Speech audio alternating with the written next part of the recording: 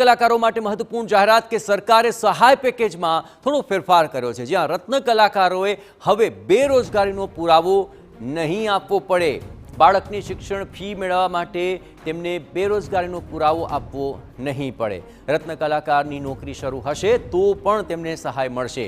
બાળકની school fee અંગેનું સ્કૂલનું પ્રમાણપત્ર તેમને રજૂ કરવું પડશે।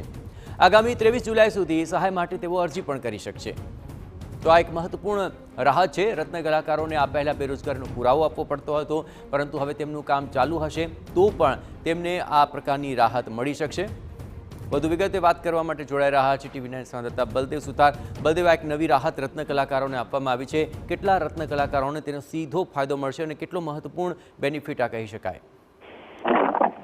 જે રીતે સુરત જે ડાયમંડ ઇન્ડસ્ટ્રી તરીકે ઓળખાય છે અને આ ડાયમંડ ઇન્ડસ્ટ્રીની અંદર મોટા પ્રમાણમાં જે રત્ન કલાકારો કામ કરી રહ્યા છે, તે દરમિયાન રત્ન કલાકારોની ક્યાંક ને ક્યાંક માંગ હતી કે તેમને આર્થિક જે પેકેજ જાહેર કરવામાં આવે તે દરમિયાન જે લડત ચલાવી હતી આખરે જે કે રાજ્ય સરકાર દ્વારા આજે સરકારને જે રાહત આપી છે રત્ન કલાકારોને અને જે નિયમો બનાવવામાં આવ્યા હતા તે નિયમોની અંદર ક્યાંક ને ક્યાંક ફેરફાર કરવામાં આવ્યો છે અને ત્યારે રત્ન કલાકારોને જે રીતે મહત્વની વસ્તુ છે તે ફીની તમામ બાબતોને લઈને ફેરફાર કરવામાં આવ્યો છે। જી આભાર બલદેવ। તમામ ગતિવિધિઓ પર આપ નજર રાખતા રહેજો। તો સ્કૂલનું પ્રમાણપત્ર રજૂ કરવા માત્રથી જ રત્ન કલાકારોનું કામ થઈ જશે। તેમને હવે બેરોજગારીનો કોઈ પુરાવો નહીં આપવો પડે। નોકરી શરૂ હશે તો પણ તેમને હવે સહાય મળી શકશે।